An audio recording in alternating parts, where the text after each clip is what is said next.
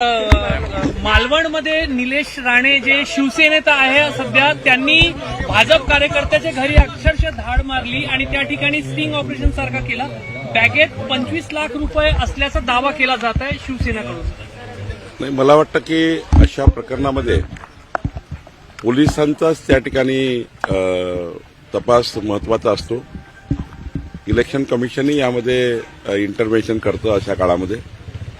तर कशामुळे पैसे आले, कुठनं पैसे आले, कशा करता आले होते, शेवटी घरात आहे आणि घरात पैसे आहे.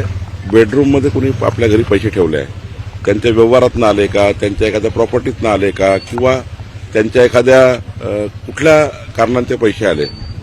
शेवटी निवडणुकीचे पैसे जे असतात ते कधी वाटताना कोणी पकडलं तर त्या ठिकाणी मग निवडणूक आयोग वगैरे लक्ष येतं. म्हणजे यावेळी आमचं म्हणणं स्पष्ट आहे, जे असेल ते नियमाने तो तपास झाला पाहिजे. इलेक्शन कमिशन सुद्धा त्या ठिकाणी लक्ष टाकेलच, पोलिसही लक्ष टाकेल आणि चुकीच्या पद्धतीचे पैसे असतील तर कारवाई करतील निर्माण करण्याचा प्रयत्न आणि चुकीचे असतील तर पोलीस कारवाई करतील, इलेक्शन कमिशन कारवाई करेल.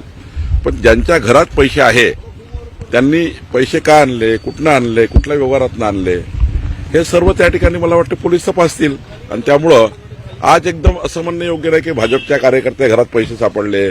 ते पैसे आहे ठीक आहे, पण मला हे वाटतं की एखाद्याच्या घरात जाऊन अशा पद्धतीचं स्टिंग ऑपरेशन करणे, कुणाच्या बेडरूममध्ये जाऊन स्टिंग ऑपरेशन करणे, हे सुद्धा त्या ठिकाणी त्यांचा काय केलं मला माहिती नाही, पण कुणाच्या घरात जाण्याचा अधिकार आहे का, कुणाच्या त्या ठिकाणी बेडरूममध्ये जाण्याचा अधिकार आहे का, हे जरा बघावं लागेल. निलेश राणे स्वतः आमदार आहे, तुमचे मित्र पक्षाचे आहे, तर त्यांनी हे सगळ्या गोष्टी समजून घेतल्या पाहिजे होते. हे जे बंधन राहिले पाहिजे ते